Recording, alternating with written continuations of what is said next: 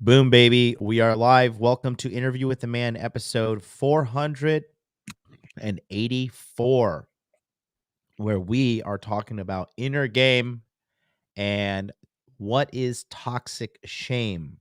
So, I am joined by my great, amazing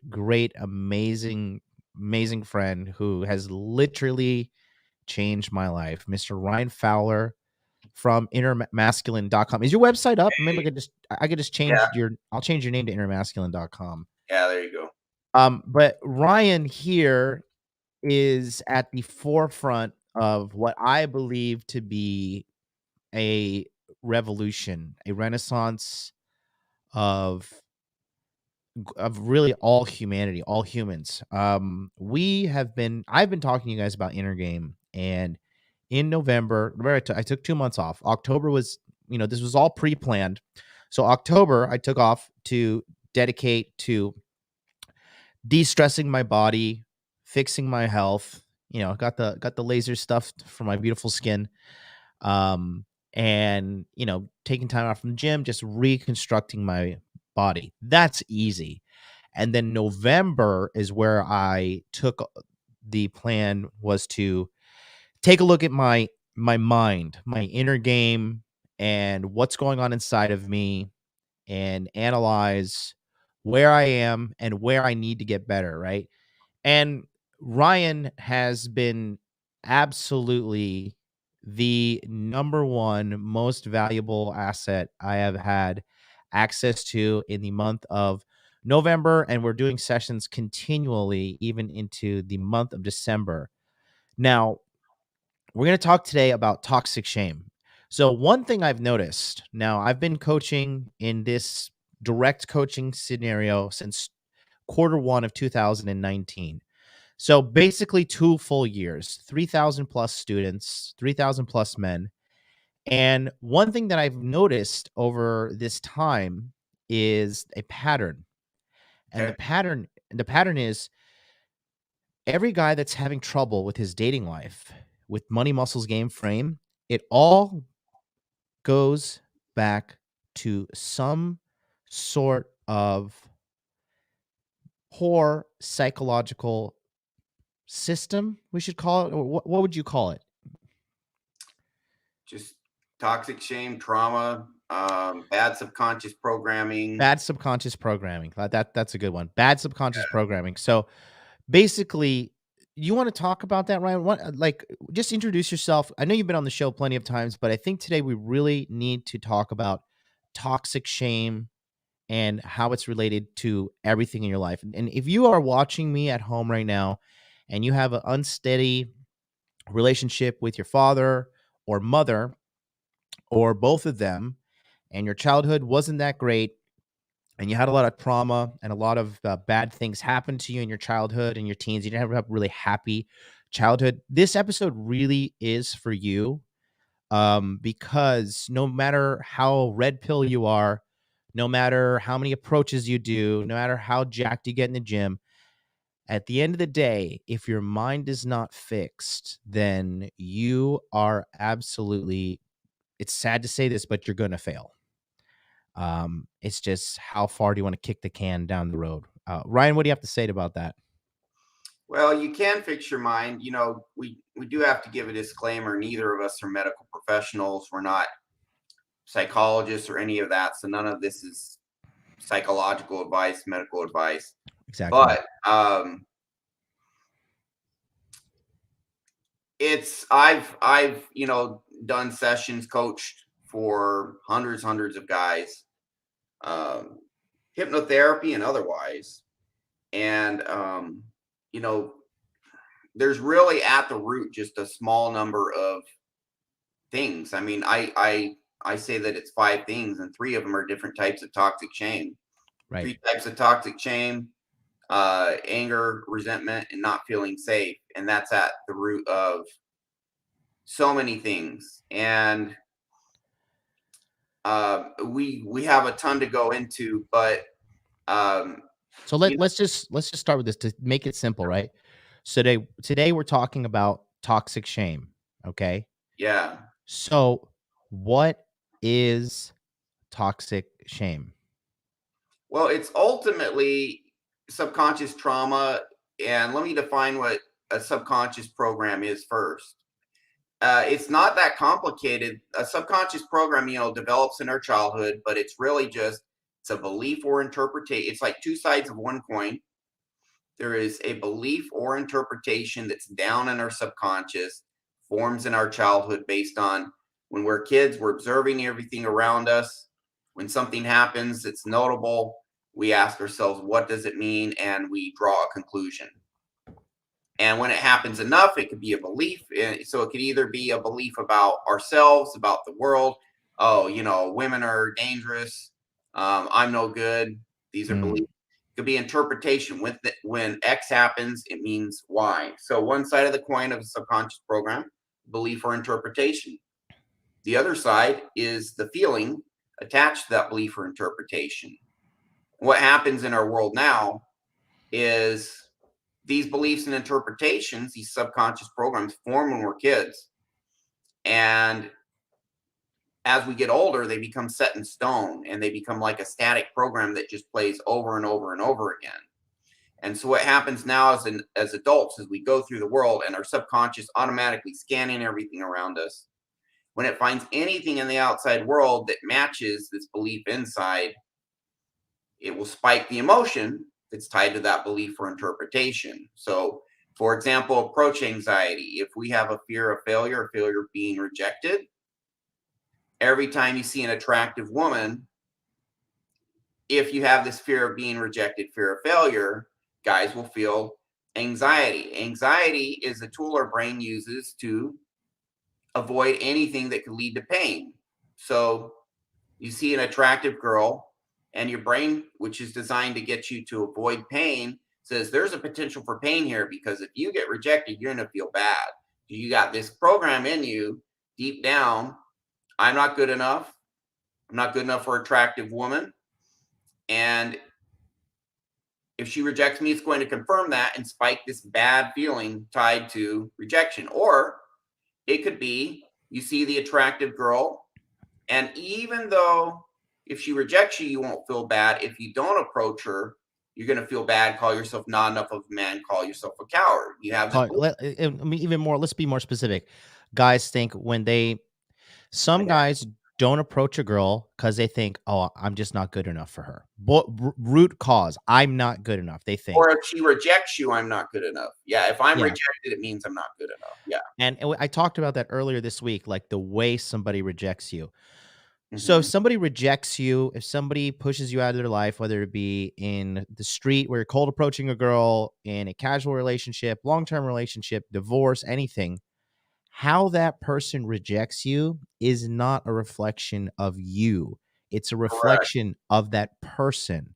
But people with toxic shame typically internalize the rejection personally. But a Because health they have the belief deep down. Right, because they believe deep down in their core, in their inner game, that they are not good enough.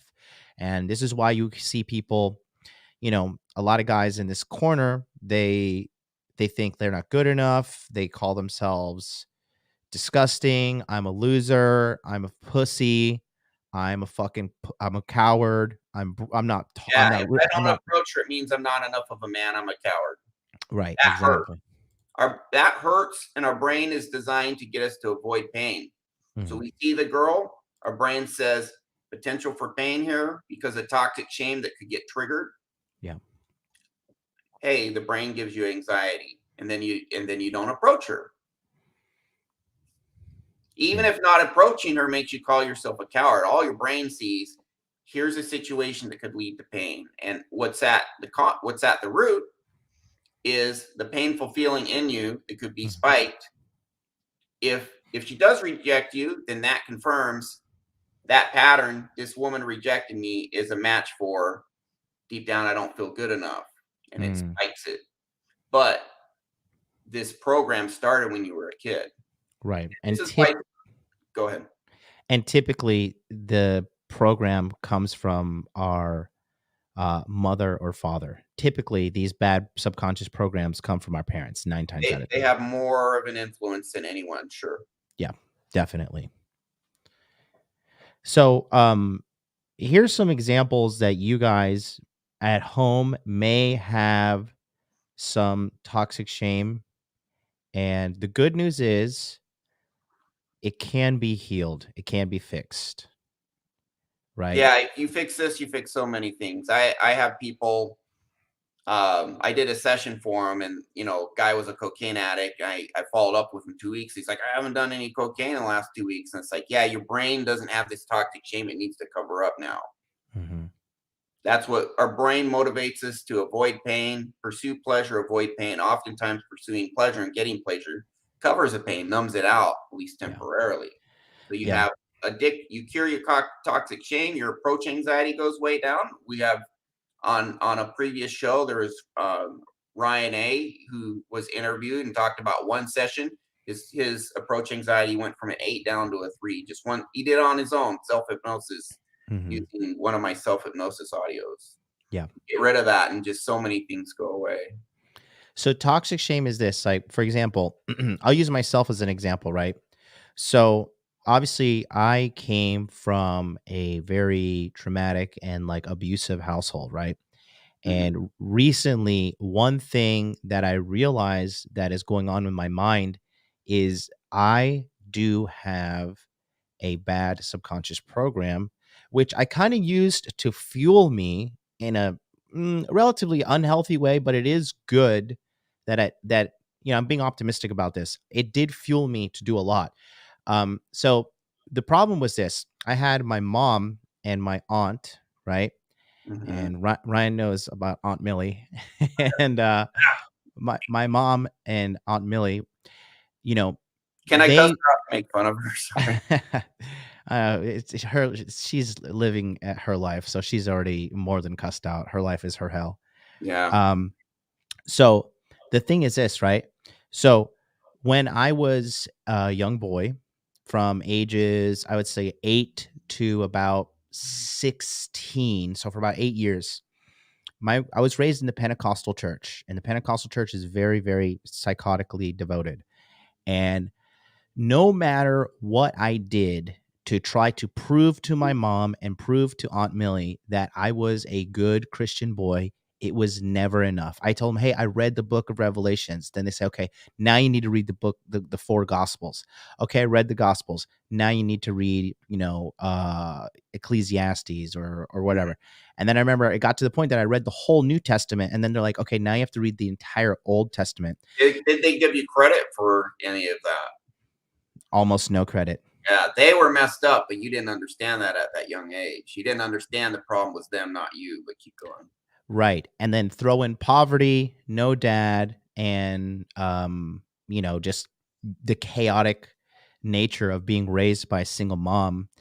I mean, the data clearly shows, if you have a single mom raising children versus single dad, obviously both parents is ideal, but single mom versus single dad, it's just like, the single mo like, I am a literally 1 in a million success story from what I went through and what I came through. Yeah. So I always felt like I was not good enough, right? And so that is where I started to think like, okay, well, if I just go fucking have sex with a bunch of women, then I'm going to feel like I'm the man, right? So I went out and I was driven by this black hole of never feeling good enough that like, okay, I'm going to learn game. And I learned game and I got really good at it. I'm still phenomenal to this day, Yeah. right? And that's the optimistic thing of it, right? Yeah. But after a while, fucking all the girls in the world, um, it becomes like drinking alcohol, or let's use alcohol, for example. It's covering up shitty feelings, at least temporarily. Right. So, for example, the first thing is, and I'm having zero tolerance for trolls in the chat. Any nonsense in the chat, you're gonna get permanently banned today, and you can go fuck off, because that's how serious I am about this subject. Because this is a life or death matter, in my opinion. And if you want to fuck around here, I will permanently ban you, and you can go and fuck yourself, because this is serious. And this is helping like a lot of guys. This is more important than anything in the whole fucking manosphere, red pill, anything. Okay. That's how convicted I am. Now, I was constantly tortured by mom and Aunt Millie saying, you're not good enough. You're not good enough. You're not good enough. This happened for 8 years. Okay. I was bad boy for having Pokemon cards because I wanted to play Resident Evil and evil was in the title. There were Yeah. demons in the video game that were going to come possess me at night and take me to hell.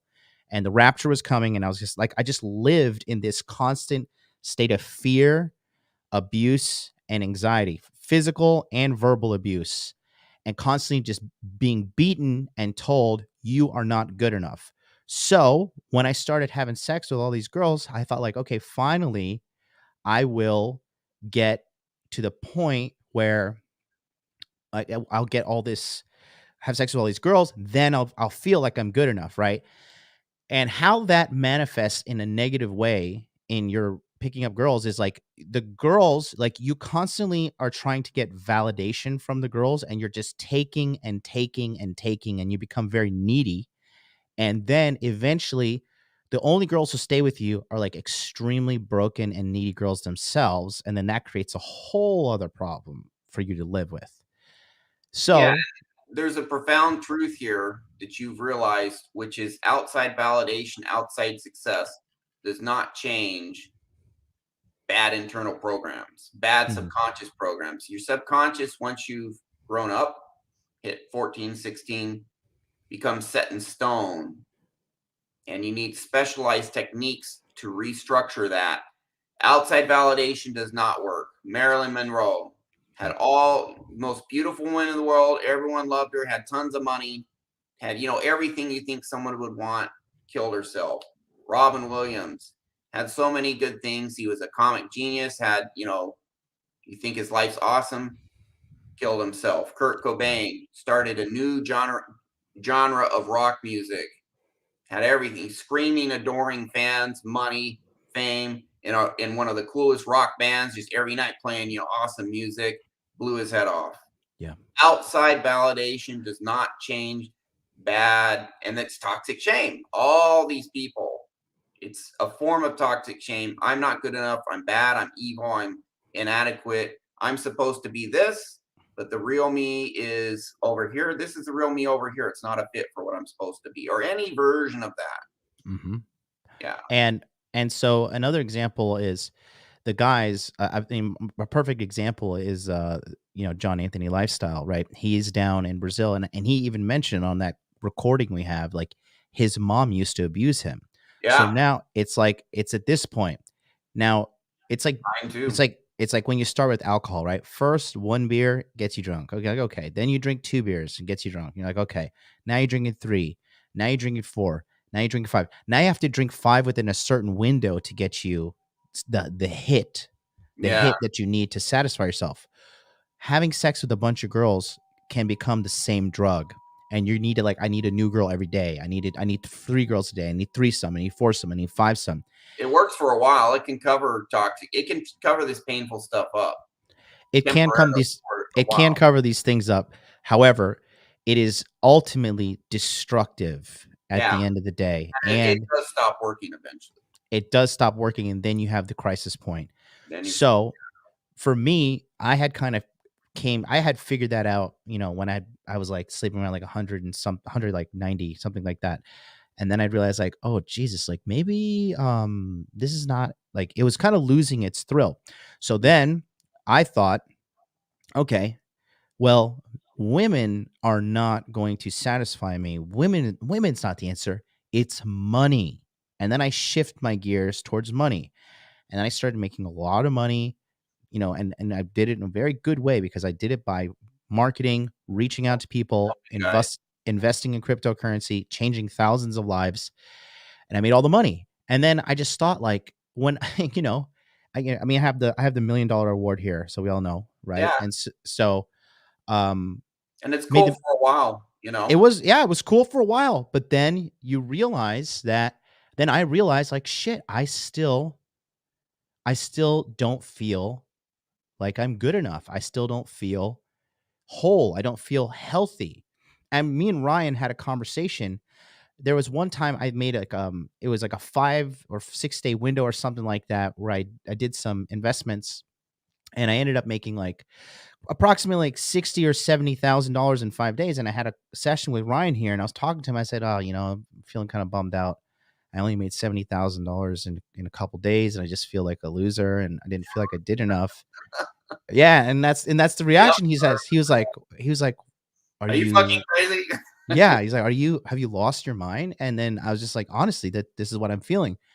And then that's when we started to realize that there are issues that I had that I didn't really know. Like I said, it's like kind of sick and twisted that the insecurity and the toxic shame side of me was fueling me to these great levels of excellence, and I'm very grateful for everything that's happened in my life. And like, it's like, I'm so sad sitting here in my $900 hoodie, but I'm not. But but the point I'm trying to tell you is like, money and women. If you have this thing inside, and a lot of guys do this in the gym too. They're like, if I just have 7% body fat, five I percent, if just I have get like, here, then I'll feel good enough. But then it's a subconscious program, and subconscious programs are static. They stay the same unless you use something like hypnotherapy to restructure them. This outside stuff does not change that subconscious program. yes. And so they the Aunt Millie and my mom did a lot of bad shit to me now that I realize it. And now, like, November was supposed to just be like a tune up for me. Like, I'm just gonna make sure everything's okay, check a couple boxes, and then we went because for me, I don't know what a normal childhood is like. I kind of thought like I was a little bit abused, but then I talked to Ryan. He's like, actually, the level of abuse you went through was extreme. And I was like, damn, It was more really? than I realized until we dug into it, and I'm like, oh man. And to be honest with you, I just thought it was the norm. And I know like some people this may be alienating because they just had normal childhood and they just like really want to figure out game. And that's cool. And that's fine. But this can apply to multiple areas in your life. But I do know that a large portion of people that watch this kind of content and stuff, it's something here is a little bit off, and it comes out in your behavior and relationship. That's why we always like to make fun of daddy issues here in the sphere, but there are a lot of guys with mommy issues, and mommy didn't Yeah, yeah. love them enough, and so they're looking for a mother in women and their dates and their relationship, and they're constantly looking for validation. And validation, the best source of validation is when you validate yourself, when you self validate, when you don't need someone to say I love you. You're not dependent on a girl texting you back. You're not dependent on if she orgasms or not during sex, like whatever. Like if you're constantly hoping that the outside world will fix you on the inside, it's never ending. And it's just like it's like doing drugs. Like you just have to keep hitting. You got to keep hitting, you know, and then you will eventually like get your fix. But it's a lie. It's not true. Yeah, and this is something I like to expound on because let's say with relationships, if you grow up feeling not good enough because how it could be being bullied too. It could be being bullied, having a really bad teacher that messed you up. Parents or Yes. mom Teachers and do it. dad are, primary, but there could be other things too. But um, if if you feel, hey, I'm not good enough, we're going to do things to try and compensate for that, because toxic shame, this I'm not good enough, is actually the most painful emotion that there is. And I used to have manic depression because of it, as a cause of my manic depression that I cured by clearing out my toxic shame. Right. But so people try and cover it up. So there's Right. some ways to do it. It's like, hey, every time I feel this, I'll drink alcohol, or I'll play video games, or I'll eat. And then, people who are morbidly obese, most of the time it's eating, emotional eating. I'm not Right. going to say, again, not medical advice. I'm not being comprehensive on everything I comment on, but most of the time it's going to be for, and shout out to Joel, by the way. Hi, Joel. So we do things to compensate. Now, one thing that's very, very, very, very, very common. Oops, I didn't click the wrong. Okay. Sorry, go ahead. I'm just talking out loud. Yeah, no problem. Vinny said he Is, wanted to make a donation. I just put the link in the chat if you want to donate. hey, There it Vinny. is right there. Donate streamlabs.com/ modern life dating channel. Go ahead, brother. Yeah. So one thing that's very common is if we don't know how to give, if we don't know how to give ourselves unconditional love, validation, approval, acceptance, because we grew up with this toxic shame and no one ever, we didn't have parents that showed us love, etc. And we never saw how to give it to ourselves, how to model it for ourselves. So we look for it from outside sources. And when it comes to relationships, this can lead to codependency. We're Yes. depending on the other person for validation. But the problem here is we can't control what they do. We try, Yes. but then this leads to needy Yes. behavior, beta thirst. It can be leading to like some guy who's alpha and like uses anger and abuse to control the girl to give him validation. And then you're in an Yes. abusive relationship. Let me add into that. It's so true because a lot of guys, when they two things happen, right? If you don't love yourself as a man, nothing out from the outside will be good enough. And a kind of weird thing happens. Hmm. So when you don't love yourself enough, the women that actually come into your life and really love you and really care about you and really take care of you, because you think so lowly of yourself, you're going to look at that woman and be like, this bitch is dumb because she loves me. And that's because you think that you're not worthy of being loved. Then you'll You get with some toxic girl. Exactly. And because you think, "Oh, this girl's boring. She doesn't love me. Or this girl likes me," and she's like, "What a dumb slut. She fucking likes me. Like, why would she like me?" That's like super, super, super unhealthy and not good at all. And then these guys treat these girls like shit, and they don't realize that it's the problem is within. Like Mr. Lucario always says, the truth is inside you, right? And if you don't fix that, one, you're going to push away people that are good for you. And then Yeah, I've done that. two, yes, I'm guilty as well. And then two, you're going to pull in girls that are bad for you because they treat you like shit. And this is the pattern that happens. Hmm. You are constantly feeling like, I'll use myself as an example, right? I'm just putting myself out there in the cross for all you guys. So whatever. I don't care if anybody judges me because at the end of the day, I know this is going to change, help lives. And that's what I'm here for. So this is what I would do. I always had to like beg for mommy's love and approval. Like, mom, I'm a good Christian boy. I'm a good Christian boy. Right. And so when a girl loved me, like when I was with Miss MLD, she loved me, took care of me.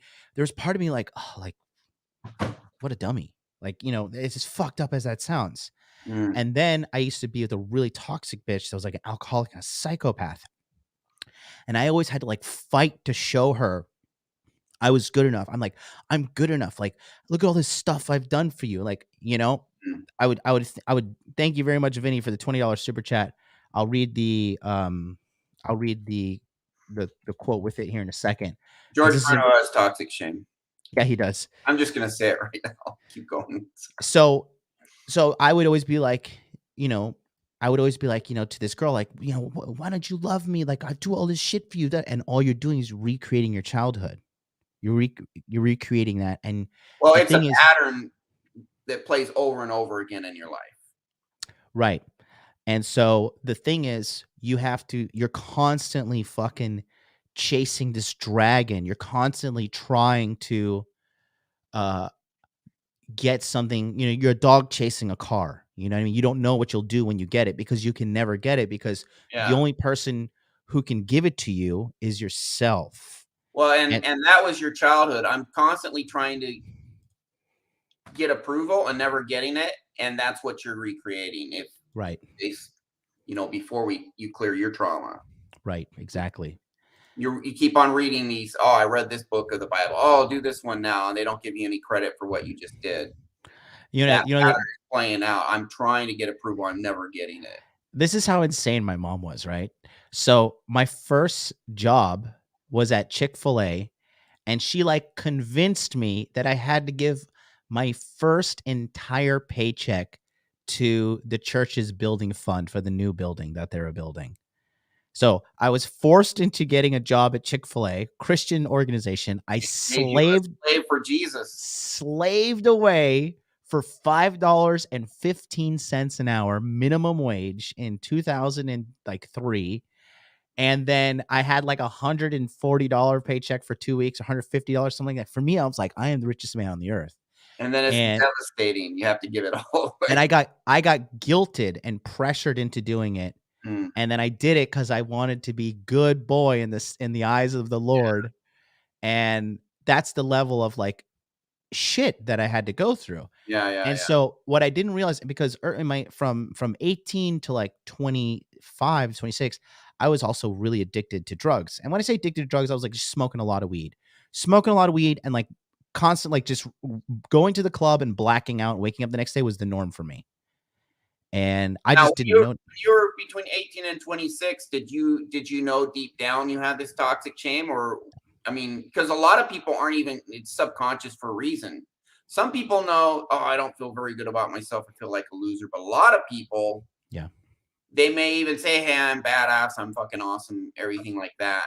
But then Mhm. they just have this addiction, or then they have huge approach anxiety, or they have anger issues, which is actually covering up talk. If they start to feel the toxic shame, they'll get angry to cover it up, and they don't even realize why they're doing it. Yeah.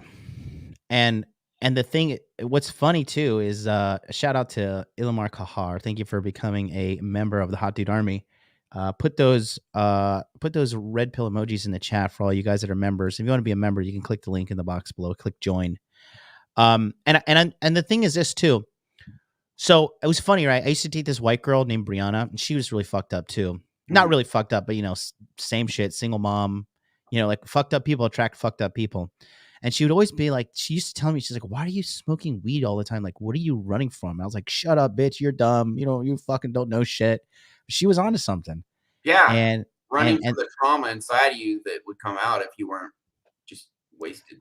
high. And I think now in 2021, we can distract ourselves. What I've noticed that I'm doing too recently, like I'm just instinctively grabbing my phone too much and just checking for messages, checking for Instagram, just checking for all this shit that is like not really good for you. Like it's like a just you're slamming your dopamine receptors nonstop. And Yeah, people do it with Netflix, with food, with drugs, with alcohol, with sex, all that stuff, right? And it ends up just eating away at your core as a human, and then you just end up withering away and suffering. And it's all boiled down to this one negative emotion that we're talking about today, which is toxic shame. It is a poor outlook on yourself. It is a like if you look at yourself in the mirror and you think, oh, I'm so ugly, or like I don't look that good, or if you look at yourself and you're like, I wish my shoulders were bigger and I look like a fucking like a dork, or my arms are so skinny, or I have a bad chest, right? Or like whatever it is, it's more like guys, like I think the common thing like we say in the world is like just women are critical of themselves like that, but men are critical of themselves like that as well. And the thing is this too, no matter what you do, unless you heal this and fix yourself from the inside out, you'll never achieve your full potential. And this is like a weight around your neck. And it's such a hard thing for you to get by with, because it'll affect your relationships too. When you're in a relationship with a girl, she's like, you're so handsome, you're so amazing, whatever. Instead of healthily being like, yeah, I am, you'll be like, this bitch is lying. What does she want from me? Like what's her agenda, or what is she up to? You can't take compliments, you can't take praise, but you will willingly take criticism and abuse. And that's super unhealthy. And it's so yeah, fucking common. It's so common. yeah. And how many guys just criticize themselves all day long, but rarely praise themselves? Yeah. It's a thing for them to like they don't it feels normal for them to criticize themselves. It feels uncomfortable. I've noticed this too, because like I'm just a very nice person in general, like in a strong way, not like a pussy weak way. And even if I go on like a date with a girl and I'll tell her like, you know, and I'll sincerely mean it, I'm like, wow, you look so beautiful tonight. Like I love your hair and your earrings are nice, and your teeth are so white and straight, and like I love your outfit. And these girls, they'll relish in it, but then they'll also be like uncomfortable, like, oh, like what's wrong with this guy? Why does he like me? Like why is he what like Well, that's their toxic shame. Yeah, yeah, exactly, yeah. exactly, exactly. Um There is a flip side to this that we should get to sooner or later, but it's up to Yeah, you. yeah, let's talk about it. When you clear this stuff out, life gets a lot freaking better. Like across the board, it gets better, man. Let's talk about that. Let's talk about how it holds you back and then what happens when you're set free of it. Yeah. So I'll just throw some stuff out there. One thing a lot of guys struggle with is procrastination and fear of failure, which causes them to procrastinate. So if we go inside and we clear your toxic shame, there will be emotionally getting it out of you, but there's some actual mental models we reprogram. So one thing I fix in a lot of guys is a lot of guys feel if I fail at something, it means I'm a failure. Yes. And that's what toxic shame. Shame is I did something bad. Toxic shame is I am bad. My identity. Yes. I'm not good enough. Yes. The core. Yeah. I'm disgusting. I'm not good enough. I'm not worthy of love. I'm not worthy. I'm a loser. I'm a pussy. I'm whatever. The list goes on and on and on. And guys say this to themselves often, and they think it's normal. They think it's common, and it's unhealthy. I'm here to tell you it's not good. Yeah. So, for example, we clear out the toxic shame, and then I put this program in. I have massive value just for who I am. My failure does not affect my value. And that is actually a true statement. Case in point, Thomas Edison. He tried 1,000 times before he finally invented the light bulb. And what I tell people, I said, listen, Thomas Edison had to try 1,000 times. Put yourself in the shoes of Thomas Edison after 999 tries, 999 failures in a row at inventing the light bulb. On the very next try, he's going to succeed, invent the light bulb, change the world forever, go down in history. Is he less of a man after failure 999 than he is the very next try when he succeeds, changes the world forever? And people always say no. And I'm like, yeah, he still has the same high IQ, genius. He's still the same hardworking dude. He's his hard work is proven by plowing through all the failures and still going. Yeah. And there's a famous quote Thomas Edison has, I have not failed. I've just found out one more way that doesn't work. Yeah.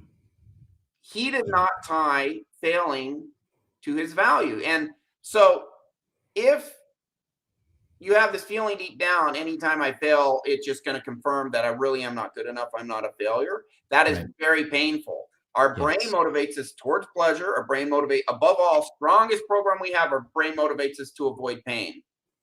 And if you're procrastinating, pay attention to what you procrastinate at. It's going to be, we procrastinate things where, this is something where I can make a mistake and I can mess this up, or I can do this wrong. And if I do, it's going to suck because I don't like making mistakes because it makes me feel like a failure. So you remove that, and all of a sudden people get unstuck and they just, now, I will say, like, I used to procrastinate a ton. I'll procrastinate a little now. If I procrastinate, it's like, I know this is going to be hard. Yeah. I know this project's going to be a lot of work, but I don't attach my, value to failing. But I'll give you one example from one of my clients, and I have his permission to share this. So this guy, for 6 years, he was trying to pass master mechanics tests. There's 8 to pass. Mm-hmm. Every year he would gather up his courage and take one of the tests and fail. Right. And he would be so wrecked from that failure, it'd be another year before he tried again. And so after 6 years, there's 8 tests to pass. He has not passed a single test after 6 years.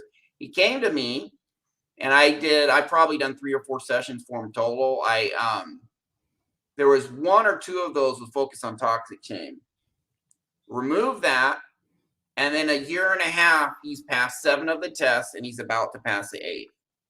And I said, well, what made the difference? He said, I just kept on going. He said, Ryan, even after I took tests this year, I failed these tests plenty of time, but now I take it, and I'm like, you know what? I'm allowed to take it in 3 more weeks. I'm going to study. I'm going to take it again. Oh, I failed Yeah. it a second time. All right, 3 more weeks. I'm going to study, take again. Boom, he passed it. 1 down. He kept doing that, and now he's passed 7 out of the 8. His Right. income is more than 50 in a year and a half. His income is more than 50% higher. His net Yes. worth is probably triple because he's also crypto investing. But his income from his job is more than 50% higher in a year and a half. Yeah. And I see this all the time. You clear this stuff out, and guys just start getting shit done. And that includes approaching girls. If that, day game nightclub, if, pro, when we learn how to feel good about ourselves, validate ourselves, love ourselves, some people ask me, they say, I use my anxiety as fuel or my anger as fuel or whatever, because my anxiety is like, I got to do it. I got to do it. I got to do it. So if I lose that, am I just going to want to be a couch potato and not do anything? But the thing is we're clearing your toxic chain. We're not clearing your desires. Right. We're removing the barriers that are holding you back from getting your desires. We're teaching you, if you internalize, I have massive value just as I am, then you start believing you deserve this stuff. Now you still need to we are honest with ourselves.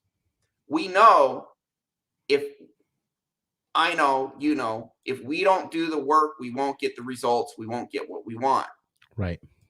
But we're good enough now, even though we don't have those things. Right. Exactly. And feeling good enough now gives us the power and strength to get these things, but not in a toxic way where we get it and then it's empty. It's in an empowered way, and you don't need to wait to get all the stuff to be good enough. I'm good enough now. I have massive value now. And Right. so now look at this paradigm. You see a hot girl, and I'm not good enough. If I approach her, or if I approach her, she rejects me, I'm gonna feel bad because it's gonna spike this I'm not good enough terrible feeling inside of me. Even so, Or it's gonna confirm that I'm a loser. She yeah, rejected me because I'm a loser, and then now it just keeps on beating you down. yeah, I'm gonna contrast the two here. So or if you don't approach her, you beat yourself up because I'm too much of a coward to approach her. Yes. I'm Now, guilty of that. yeah, me too. Now contrast this with, I mean, not now though. Mm. Contrast this with, man, I'm awesome just for who I am. My Right. value is not tied to whether I succeed or fail, whether I'm rejected. If she rejects me, it has nothing to do with my value. It means she can't see it. This is Yes. stuff I actually put in people subconsciously. These are mental models I put in them. So now you see a hot girl, and if she rejects you, there's no I'm not good enough to get spiked, because man, I'm good enough even if she does reject me. There goes your fear. There goes your anxiety. Anxiety is trying to get you to avoid pain. The pain being, I'm a loser. That feels terrible. If she rejects me, I'm a loser. That feels terrible. That's not there anymore. It's not inside of you to get spiked. You realize I have value whether or not she rejects me. So there's no fear of failure. There's no fear I'm going to feel like a failure. It's like, I'm awesome anyways. Okay, she didn't see my value. I wasn't her type. We chat, whatever. And so now there's always going to be a little bit of anxiety with approaching women, because that's part of our instinct, evolving as humans. Yeah. We have some caution, but oh, maybe that's the girl who belongs to the strongest warrior, and if I approach her, he's gonna bang me over the head. So we still have my 2-3 out of 10 anxiety, but it's not 8 out of 10. It's not 10 out of 10. It's like 2. And I've have literally done a session, remove someone's toxic shame, and they said my approach anxiety. There's this one girl in the mall, works across from me, whatever, and my approach anxiety for is 10 out of 10. Do one session. The next day, they get a date with the girl, and they're like, wow, the next day my approach anxiety was 2 out of 10. What the fuck just happened? I It's want like, to add to that. Yeah. Like when, man, for, that's what fucking happened, bro. yeah, I want to just add to that real quickly. And I'll say this, right? So when I had my inner game was kind of screwed up, I would look at a really, really, really like a super hot girl and be like, "Oh man, I'm gonna drop the ball on this one inevitably," right? And when I cleared this up, I would talk to these girls, and they would just like it was just like they would just roll over and show their stomach to me. Like, you know what I mean? They would just give up. You know, like I've made my choice. This guy can do whatever he wants to me tonight, right? They can tell once you internalize this, I have massive value. Women Mhm. can tell. This is like the inner confidence that you can't fake. I mean, you can come close to faking it, Yeah, but but it'll always come out. You can't. It'll always come out. yeah, I'm actually still shocked. Now, I'm not saying like I'm constantly dating tens because I'm not, but Hmm. I am shocked that I'm 47 and consistently dating women in their 20s, early 30s, who are attractive, Hmm. seven, sometimes eights, and I'm like, I feel like I'm getting hotter than I used to by a long stretch. And okay, driving my supercar helps. But honestly, even before I had, that car, the car I drive now, I Yeah, was noticing more success. And it's like, and women just pick up on this, man. Women are really good at picking up on micro expressions and all the little stuff you can't fake. They're really good at that, man. And you naturally just you get this stuff in you, and you're more attractive. There's yeah. no other way to put it. They can smell it on you. They like you can be good looking, right? I thought, You can be good looking. You can be tall. You can be exactly what they want on paper. 6 foot tall, six pack abs, uh, uh, 6 figure salary, right? 6 inch dick, whatever the fuck they want. The big the 4 6s, right? And if you're not the man inside, a woman can feel if you're a boss or if you're not. If you're if and I hate to use this terminology, but Dork or boss. if you're an alpha or you're a beta, they can feel it. They can know. And I have called up girls before that like I had just been seeing and I kind of like just stopped seeing them whatever. And because they sense like the natural dominance in me, they feel it when Yeah, they're in yeah, their presence. And these girls will be like in relationships with betas and they'll be like, yeah, I'll meet you, and they'll come and they'll like kiss me whatever on the date and shit. And I wouldn't find out that they have boyfriends until later, but yeah. they will do women will do a lot for a fucking high value alpha male that makes them feel like a woman, Yeah. that acts like a man, makes them feel like a woman. Inversely, if you don't have your inner game figured out, and even though you look the part, you're 6 foot tall, you're good looking, you have all this shit going for you, but in your heart, you're a bitch, or you're just don't have your inner game sorted out, You eventually can those tell they have a looks. weak energy. If you pay attention, you can tell. A lot of times we just kind of, without even realizing it, have a certain attitude towards someone. Hmm. I have videos on my main website, pfshield.com, which for my business. You can watch videos of me before I cleared my toxic shame, and my energy is so much weaker than it is Mm, today. I mean, yeah. just weak, kind of timid, kind of, oh, I don't want to offend anyone, Yeah. you know. Yeah. If you watch some of my older videos too, you could see a difference. I mean, some of my there's people in my life who watched my older videos and then they were like, I don't know, you didn't, these are girls, they're like, I don't know, you just didn't seem as like confident and grounded as you are now. And it's crazy Yeah, because I started this channel like coming up on 7 years ago. yeah, you're I'm still 30. getting laid back then, though. You've always had good game, man. That's true. Yeah, uh but the thing is like, you know um now that I'm 36, I'm like, I've been 36 for like 1 week approximately. And I still, because I've cleared up all my mental traumas and shit, like I just feel younger, I feel happier. I certainly don't look 36. I certainly don't act 36. I'll never be old and dry and boring like fucking like these like old man creators and shit. Like I just never be that. But I think it's a reflection of what's going on in my inner world, because even now I thought I was all sorted out, but you know, we are talking about the next level stuff now, which is really elevating to the highest level. yeah, And, you know, that this is the next step, because I'll tell you, as a guy, I've slept with 200 plus chicks, right? I've made $2 million plus, right? I've 10 done a million for lot. everyone, for others. Yeah. I've done a lot. And so I will tell you though, nothing will bring inner peace to you and life satisfaction like getting your inner demons handled. And the craziest thing is once you get the life, the inner demons handled and shit, then the money comes. Then the women come on top of having absolute mental peace and good stuff. Let me catch up. There's somebody here. So Mr. Vinny, he says, I was in the Masculine Empowerment Network. I found out about Ryan and I did one session. Since then, I've been using his recordings and cleaning up my mind. I make more money now. I've lost 30 pounds and I'm starting to date again. Thank you both. Congratulations to you, Vinny. Red Pill Thor 99 super Honestly, chat. honestly, that is not uncommon.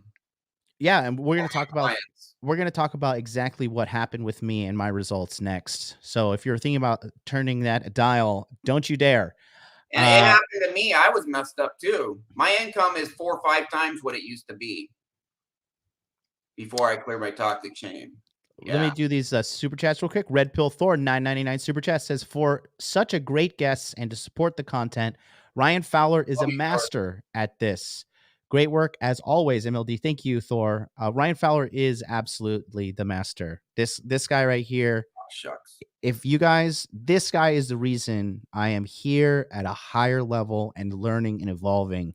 Is 1,000% this guy. I am, I'm doing the work that he tells me to do. Fuck, I am the work. Believe me, Ryan can tell you how hard I'm working behind the scenes.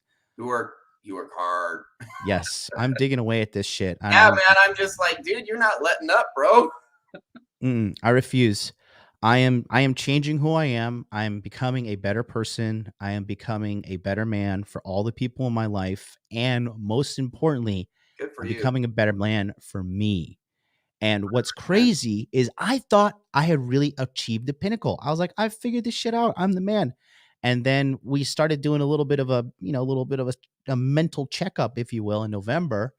And we realized like, oh, wait, this looks like cancer.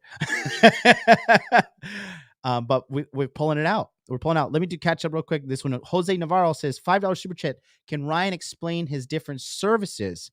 I would like to know how his program works before signing up. So you're gonna have to wait until the end of the episode. That's where we're gonna talk about that stuff. But if you want to know right now, you could go You to go to my Intermas. website. There's some Yeah, stuff on there. go to his website, innermasculine.com. But we're gonna talk about more of his services. Ryan is booked. Are you booked out until March right now? So yeah, here's the deal. I'm booked till mid-March, but I'm switching from part-time to full-time. I am quitting my day job, which I mean, my day job, many people look at me and they're jealous of my day job because, it's like making 150, 200 grand a year just on that one thing, working out of my home. Not to mention my other income sources.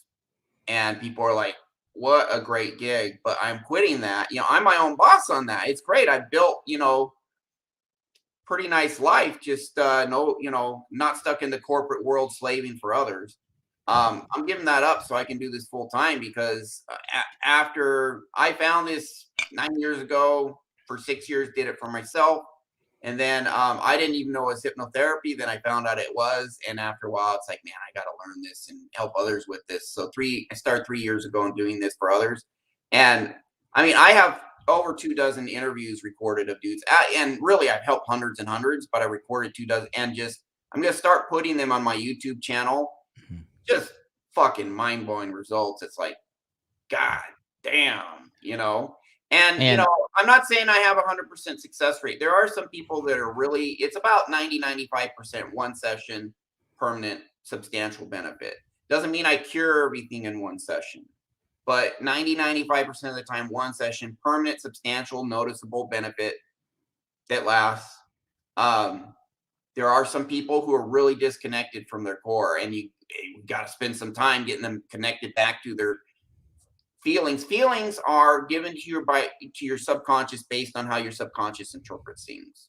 If you're disconnected from those, you're too disconnected from your feelings, then you're too disconnected for us to connect to these bad programs and change them. If you're disconnected, these programs are still fucking you up, you know. But all you got to do is practice at getting connected, and then we can clear them. So I'm not saying, I'm not telling anyone I'm 100% on one session. There are some people need some remedial work, but I'm going to start posting these interviews I've done with people, and it's just boom, boom, oh, I made 120 grand last year. Now this year I'm making 200 because I realized I was worth more and my employer wasn't valuing me. And this is an actual story I'm telling you about. One guy, Salesforce, out of 200 salespeople, he is second from the bottom. He did one session, 5.5 months later, he was number 7 out of the company, top 4% from second. This shit is crazy. How did it, we cleared your poverty mindset 2 years ago. How helpful was that for you? I want to talk about that. Okay, So cool. before we go into that, just so you I'll guys finish know, with appointments. So there are some appointments I'm taking before March. They're limited, and I got to be careful. I can't get so booked that I can't finish all these day job projects before I segue out. So you can book mid March.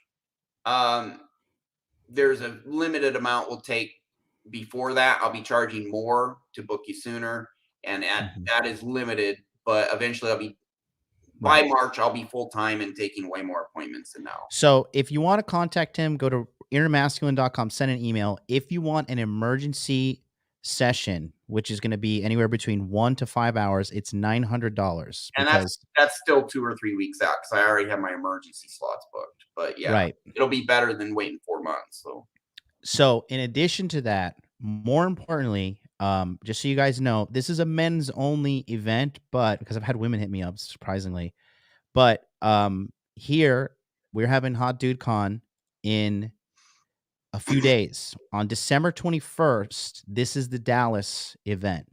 Ryan, myself, and Ryan Christensen will be at Dallas, and this is the Inner Game Summit. Okay. This is the Inner Game Summit where we're going to dedicate everything about inner game, exclusively talking about inner game. Now, this event, because of the space that I had to book, okay, it is limited to only 40 people, and already 12 spots are taken. So there's only 28 more spots available. I know people are waiting until last minute, but I'm telling you, this is going to sell out. Out of the 150 total tickets in San Diego, Dallas, and Miami, we're at 70 completely sold. If this is something that is of interest to you, you want to meet us, you want to, because we can get a feel for you and your energy and everything way more in real life, right? Go to hotdudecon.com and book your ticket to this event because it's going to be really, really important. And like I said, I'm losing money, and there's a chance that I might friggin' get locked out of Japan going to America. You know that? eh. Oh, but I'm losing money traveling to America, Come but to it's not. Mexico with me when I move to Mexico, bro. God. But that being said, I'm working on helping as many people as possible. It's no longer about, the marketing numbers and reach and YouTube Cloud and all that stuff. Like that'll come with its time. I'm going to handle that problem. But as of right now, for what I can do, it's about changing one life at a time, one-on-one. So if you're interested in meeting us, go on down to hotdudecon.com right here. Book your tickets, $100. It's I think I have it for a 3 or 4 hour event. We already have the venue booked. It has already been released to the people in the Telegram chats. Each group has its respective Telegram chat to coordinate instructions and all that stuff. So that's what we have there. So let me talk to you guys about some problems I had before I met Ryan, and let me tell you how I handled them. So one thing is I had a lot of just steady level anxiety, constantly feeling not good about myself. And a battle I used to have was eating sweets. Okay. And I'm not going to lie, I would literally stop in the aisle of the 7-Eleven across from the place I used to live at. And I would stop and have a mental battle as to like whether I should eat this like Snickers bar and this Kit Kat bar like right there on the spot. Like I would sit there and literally have like a mental battle for like 3 to 5 minutes. start calculating like, well, I'll go on the treadmill and I'll burn it off. And like, if I eat this Snickers and I eat this Kit Kat, that'll be 500 calories. So I'll do an hour on the treadmill, or I'll do an hour on the elliptical, and I'll do some exercise and I'll burn it off. But I just needed, like, I would have this fighting, like I had this like I devil need this inside me, dopamine hit. I need this comfort food to cover this shit up inside of me. and the shit inside me was endless. So I was just constantly struggling with this. Did you But I even realize that's why you were doing it? no. That it's called subconscious for a reason. But when I start working with you after a while, you're like, holy shit, that's totally why I was doing it. Yeah. In addition to that, I would overeat pizza. I was just overeating, and it caused me to literally become like mildly obese. Now, since we did the session and we cleared that out, I did not even realize I had this problem. Now, the biggest problem I have now is like not eating enough protein to hit my macros, and like not now literally the problem is inverse. Like I'm not eating enough. And you're walking proof because your physique's so much better now than before. Yeah, tell me about it. Now watch, And just go back like 2 years, right? Go back 2 years and look, just watch videos of you 2 years ago. Yeah. And so another thing is like, yeah, I know everybody. Like, just to be fully transparent. Yes, I did get the liposuction in March, but I know people who have had subconscious trauma and they have gotten the liposuction, and then they gain it all back because they don't fix the root cause. Once you fix the root, everything comes together. You And you remain in good shape, but also you've hit the gym and you just built muscle. Just all liposuction was part of it. right. Like And a in second health is one of the tools you use. Yeah, and like I said, and I have no shame about that, because I'm good enough as I am. I used a tool of modern medicine to just streamline weight loss, and honestly, from a medical standpoint, I wanted the fat cells out of my body, and I got them out, and I have no regrets, and nobody can take that from me. And hey, you made $1 million at that point, so why not? You know, Six it is grand, what I it don't is. care. 8 grand, 10 grand for this surgery, I don't It care. was 6,500. It was cheap. So then let's talk about the poverty mindset. So we're going to shift gears here. So now that was how I controlled my eating and my eating addiction, right? And the number one way people calm themselves with anxiety in the world is actually with food. It's not with alcohol. It's not with drugs. It's not with pills. Food is the number one thing people comfort themselves with. So they call it comfort food, Yeah. right? Sans Pure 999 199 super chat says, is self-forgiveness ever possible? Yes. Absolutely. That's what we work on. Yes. Yes. I used to hate myself when I had my trauma, as the worst. And it's because my mom, narcissistic personality disorder. Yeah. She messed me up royal. Fixed it. It's gone. It's so true. And then another thing is this, right? So, when I was little, right, the emotional abuse directed at me and the physical abuse as well was also compounded. I love watching the viewership go down during like literally the most important thing I've ever said in my life. Oh, well. The people who are here are the hardcores. I know, it's just a vanity metrics thing you got to deal with as a YouTuber, as a streamer. But anyways, so one common thing, right, is single mom and, sprinkling poverty, and like, here you go. Like, here's a recipe for fucked up kids. And so one thing my mom used to always say is, we don't have enough money. There is not enough money. There's not enough money. And one time I walked in on my mom. She was in her bedroom and she was on her knees, and like all these bills were around her on the floor. And she was crying and crying and crying. And she's like, I don't know how we're going to pay these bills. We don't have enough money. And I was 12 or 13 at the time. And that, like, I'll never forget how I felt, because like, your parents are the strongest people in your life at that time. I've gotten your belief system. And it was from 12 until like my mid 20s. She's like, we don't have enough money. We don't have enough money. We don't have enough money. Like, literally, that was all that was told to me. So Once I started my business and I had like this tremendous amount of success, I told Ryan that I had felt like there was this cloud of doom, or like there is just this negative aura, this negative cloud, this dooming feeling like I it is only a matter of time before I'm poor again. It is Everything only falls a matter of apart. term. Dread. We're going to zero. Like that's And what I was there, just thinking. I had that for myself. Fix that for myself. And once we did because he told me I had a poverty mindset. I was like, listen here, crazy guy. What are you talking about? Like, because this is when we first met. And he's like, let me explain. I was like, all right, I'll listen. And we cleared the trauma. We cleared the bad belief system. The next year, my income tripled. And then after that tripling point, my income more than definitely doubled more, enough to the point that I can't even keep track of it. So think of a six figures tripling, and then from that triple, more than double the next year. So we Use your. cleared this doom cloud. We got rid of the poverty mindset. Like, what percent of your success is due to that? 50%, Oh, 20, 80, 10? I'm not gonna lie.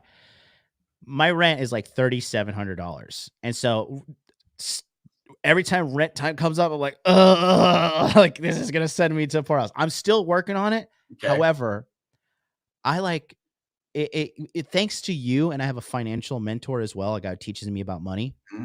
And his father's a psychotherapist, psychoanalyst, Mm-hmm. and he's a really smart kid. He's younger than me. He's like a multimillionaire. Cool. But he teaches me about healthy beliefs with money. Like when I first bought my first Versace hat, it was $700, and he told me like, go buy something that makes you uncomfortable. And I was like, oh, this guy's crazy, but I'm crazy enough to do whatever the fuck it Mhm. takes to get successful. So I went and did it. And he's like, you need to detach from the old you that would associate getting money equals I must do hard things. I must struggle. I must suffer. And so what happened was we had done the poverty mindset stuff on top of me getting this training. And like I would have to say my poverty mindset is like literally 80, 85% gone. Cool. 85% gone to the point, and I'm not trying to show off. I'm like legit just keeping it real. Like I went to go see somebody recently, and they saw me, and they're like, what are you even doing? Like, what are you wearing? Because I have like, and it's just like a day in the park for me now. So I'm not trying to show off. I'm just being very objective and honest with everybody. I have some shoes from Louis Vuitton. They're $1,100. I have a tracksuit from Louis Vuitton as well. It cost me about $2,200, and I have a hat from Louis Vuitton that was $700, and I have a pair of glasses from Louis Vuitton that were $400. And for me, it's just a day. It's just living that hot dude life, baby. Right? It's just a day in the park. It's a day in the park. But like, I'm so comfortable at this high level of Mm, functioning nice. that other people are like, "Who are you? Like, what are you doing?" Like, and for me, it's just like, I don't know. I'm just want to look good, you know. Man, I gotta tell you, I had this girl here one time. You see that lamp right there? That cost Yes. me like $120, Uh huh. 130. It has like 7 different colors. You can program it to do different stuff. And I showed that to her, before we had sex. Mm-hmm. And she had a huge, raised by a single mom. She's like, why would you spend $130 by that, like on that? And Yeah. I'm like, what? It's Yeah, 130 bitch, bucks. why not, But bitch? Why that is not, just bitch? that's the mindset different, you know. Yeah, that's a mindset people can get in, man. It's crazy. But we are all a work in I'm still a work in progress. I mean, my success in so many areas is so much better. Doesn't mean, there's still things, internal programs. I used to deal with programs 10 out of 10 severity. Yeah. Those are all gone. All the 5 out of 10, 6 out of 10 severity. I still have stuff that like 2 out of 10, 3 out of 10 severity that I'm working on. And what happens is, we're peeling back layers of the onion. You peel back the really bad stuff, and you're like, oh my God, I feel so much better. And then you start, number one is be happy, of course. But Yes. as you peel this back, there's a strong tendency you getting rid of the garbage that's holding you back, you become more productive. You start believing in yourself, and guess what? You start earning more money. You start getting hotter girls, more girls. Um, if fitness is a goal, I mean, it should be at least somewhat of a goal. Then you could get super jacked, or at least maybe you have a weight problem. Now you're in better shape because you realize oh man, I'm worth it. I'm worth being in good shape. I see myself in good shape. I am good enough for that. Oh, I don't need to comfort eat anymore. But we're all, a work in progress. So you make some progress, but you feel so much better. But after a while, it's like, there's this other thing I'm struggling with. I cured my manic depression within 1 to 2 months, like within a couple months of starting this on myself. Manic depression gone forever, but I still had a critical negative voice in me. I still had anxiety. I still had massive insecurities with women, and just been chipping away at it. And all those things are, I mean, the toxic shame for me is like 99% gone. You have to push me really hard. Like I have to get like really stressed out to feel not good enough. Yep. But still work in progress. I'm not perfect. You're not perfect. No. But the progress we've made, you see me just go to my pfshield.com, just watch the videos on there. You're like, who is this like weak, nerdy, timid guy? Compare that to my energy now. You look at your videos from like 5 years ago. You are a Yeah. different dude, man. Oh, I know. So this shit is great, but we're always working on stuff. The greatest reward for me is truly, it is the aura of inner peace that I get off, right? That I give off, right? I had gone on a date with a girl, and this girl was beautiful, like gorgeous. I was sitting there and I was still like kind of new to like the whole clearing my inner demons thing. Mhm. And I didn't even realize how calm and chilled out I was. And like the girl was on the date with me, and she was like, she was just so comfortable. She's like, I feel so comfortable and so nervous with you at the same time. She's like, you do this all the time, don't you? She's like accusing me of being a player. Dude, and I've had girls say, "What is it about you?" And I strike out with women, but Yeah, yeah, they can everybody tell. does. I do too. I do too. Yeah, Not we all still these. strike out. No, We're not afraid of it. we didn't strike out. They fucking struck out.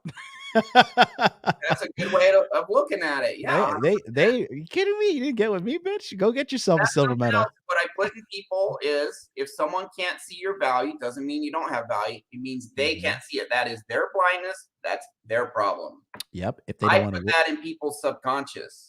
if they don't want to work on it, they don't want to stay. They don't want to help. They want to run away. They want to do whatever. I mean, good luck out there, because you're gonna need it Yeah. after encountering a guy like me or encountering a guy like you. And it's not just about like money and status and like talking about like the masculinity that I bring to a relationship, that you bring to a relationship, that you can't buy masculinity. Like you can't buy class, you can't buy manhood. It's something that a man has to go inside and cultivate himself. Like as a man, you and I cultivated our masculinity, and we brought out our masculinity from our own self journey. And because of that, us as men, we can bring the femininity out of a woman, but a woman cannot bring the manhood out of a man, because she is No. instinctively repulsed by a guy without manhood. And that's like the paradox of life right here. Yeah, and what we're talking about kind of reminds me of what Rollo Tomasi said.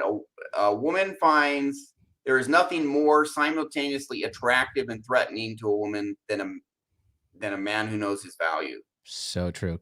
I'm just gonna reload my Coke Zero, but go ahead, talk to the people. Okay, what do you want me to say? I guess okay. So let's see. Um, man, I don't know. He should have left me with the question. Any questions in the chat? All right, I'm back. You Just left had me to really hanging, run bro. off I'm there. like, I don't know. I was No, it's kind of okay. I just needed to. I lied. I cool. didn't get Coke Zero. It was Pepsi You're supposed to Special. you're supposed to ask a question and say, now discuss amongst yourselves. Like Mike Myers did that on the SNL. Anyways, it's all good. World War II, Nazi armament, go. Yeah, there you go.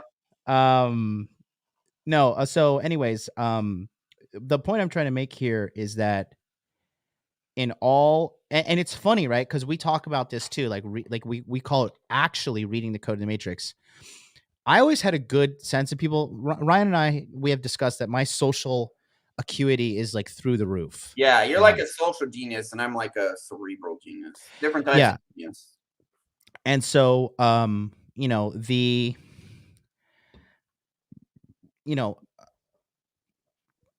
I was really good at reading people before, but I was always just be like, this person's a good person, or this person's fucked up and have issues. But now that I see what's going on in reality in regards to my inner trauma, my mental problems, my insecurities that I still have that I'm working on, and I don't I and that's the greatest thing. So many people that I know that are content creators, I'm not going to mention any names, but so many people I know that are content creators, they pretend to be perfect on screen, and they pretend to they Yeah, give a very false image of confidence, a false image of masculinity, a false image of having their shit together, and then therefore their falseness actually produces a false message. I don't have any problems talking about what I am and you're what honest. problems I have. I'm fully transparent.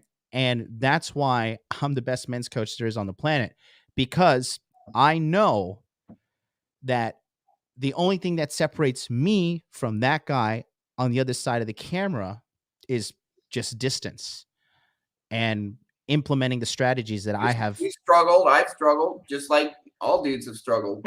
The number one thing you taught me is to say to myself is, dude, you're human. Welcome to the human race. You make mistakes. Hey, Exactly. I'm not. I have stuff I'm working on. I gotta lose 7 pounds. Whatever. You Yes. know. Hey, but you know what? I'm kind of myself because I'm like I have had an extraordinarily stressful year this year, just Yeah. with Like, massive work demands. Most except severe back injury, major back injury, most demand for my day job ever, record year for my day job, massive hypnotherapy. I had a lot of shit going on. So hey, with my stress, I haven't lost the last 7 pounds I wanted to lose. right. And the All thing good. is, and that's the thing. I think the greatest strength I bring to the table personally is because I'm just very real about my struggles and very real about what's going on with me. And that's why I can sit here, like I said, I'm literally Make that liposuction video. I don't give a fuck. I have the Yeah, you documentary made coming it. out. You're like, hey, this is me. I'm getting lipo. Yeah, and I have the documentary coming out showing exactly the before and after to show guys who want to go through it, because it is a actual choice that you can make. And I said, I just truly, if you don't like me and you don't approve of me, that's your choice, because it Whatever. doesn't affect me. But like I said, I have a $1 million plus business that I run, um, and my crypto show is known for what it's known for. Um, and so that being said, all of these things I have achieved through, to be honest with everybody too, between 2019 until now, not until November did I really start taking this inner game stuff seriously, seriously. I scratched the surface on July, but I have achieved so much Now you're with doing the self hypnosis audios. now I've achieved so much, but I still didn't realize how many bad subconscious problem, how much bad inner game I had until we did a deep dive in November with you, Ryan Christensen, Mm, um, Paul, Apex Mindset, you know. But you're, like I said, no disrespect to those guys, but I truly believe that you're the best one. thank you. And no disrespect to those guys whatsoever. But that being said, I was able to accomplish so much with a fucking clouded mind. And now God knows what's going to happen to me. Wait till, dude, I can't wait for next year, man, because I'm doing this full time. You're gonna be doing your thing. Like all the everything holding you back is gone or going away. It's gonna be Yeah. great, man. Yeah, And by the way, Ryan Christensen, Paul Apex Mindset, try them out. They do good work. They're both they do. talented dudes. Ryan Christensen is a great guy. Paul is also a great guy. And they each have their own approach. So, their approach may be what you need. Hmm. So, that's how it helped me with the poverty mindset. That's helped me with that.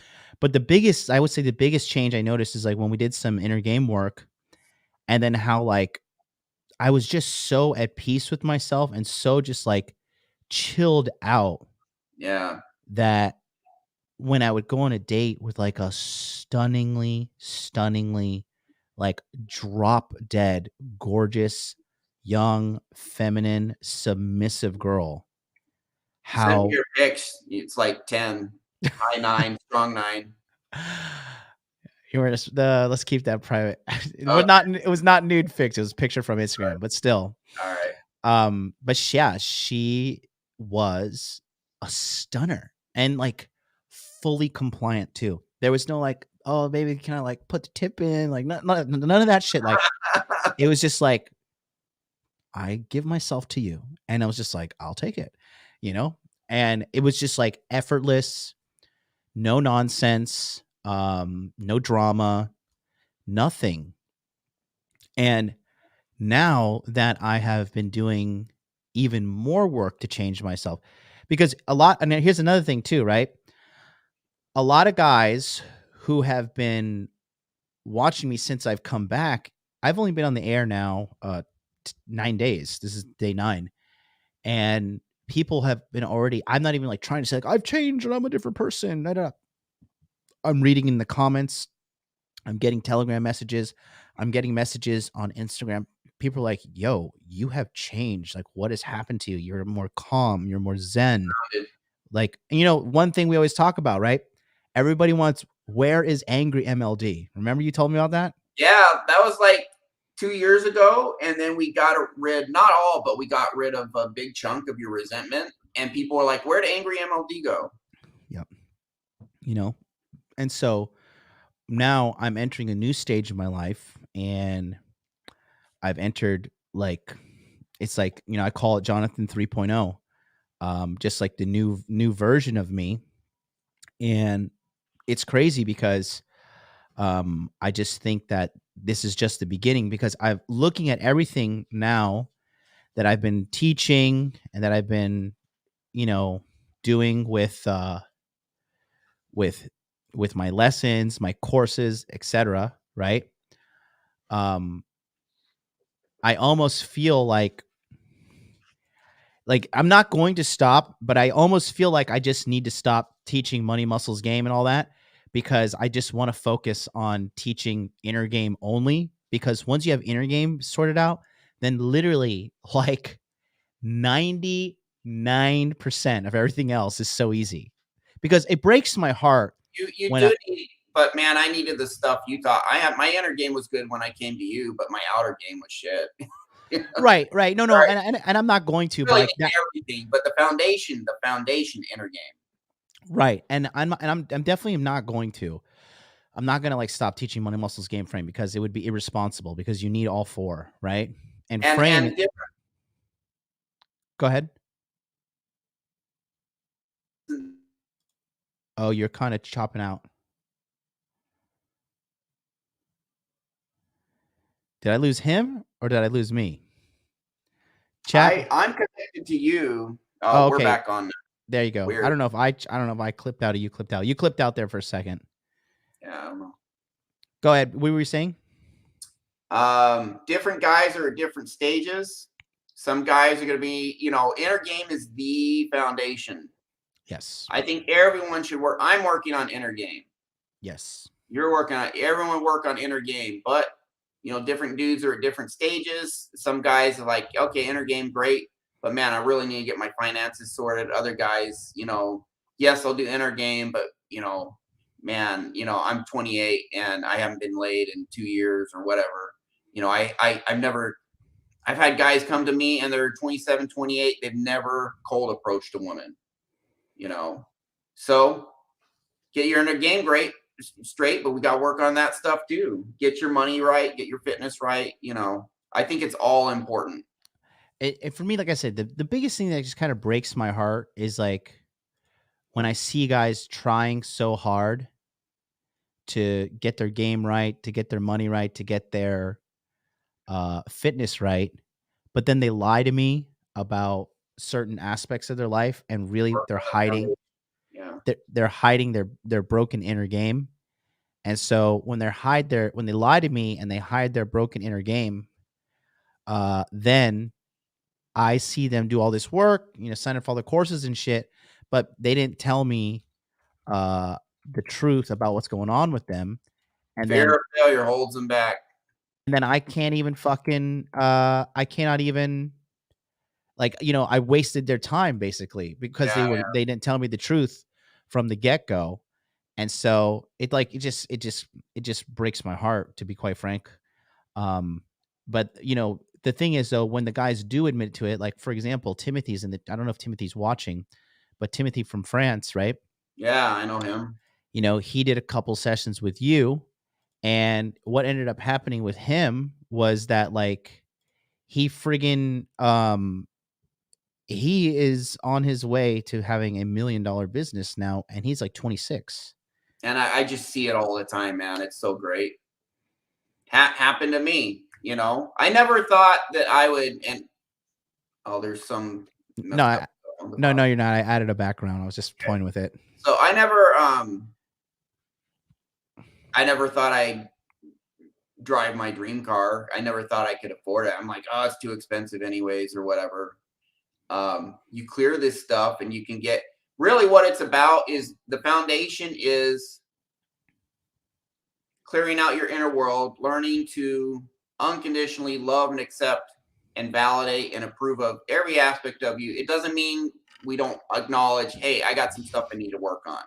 We're not glossing over that, but we're saying I'm good enough even with my, even with my shortcomings. I'm still good enough. I'm still awesome. I believe in myself.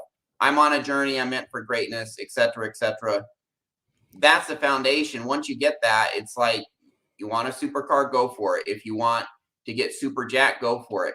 It's about get your inner world right and then go after what you want. Get what you want. You now have the power to get what you want. You believe you can get what you want because your inner game is right. When Right. people struggle and they're like, they do all this, they think if I learn all this stuff, then I'm going to get better. But they don't actually like go out and approach women. It's because, well, you still have all this toxic shame that you're telling yourself, if I don't approach her, if I approach her and she rejects me, I'm going to feel terrible. So I'm terrified of approaching her. Yep. You need this inner game gives you the power to utilize what you learn. You really need both. You need Jonathan MLD teaching the skills. You have guys, your generals, you have generals who teach fitness, generals who teach how to code, money, all that stuff. You got to learn. There's a lot of game skills I didn't have. My inner game was great.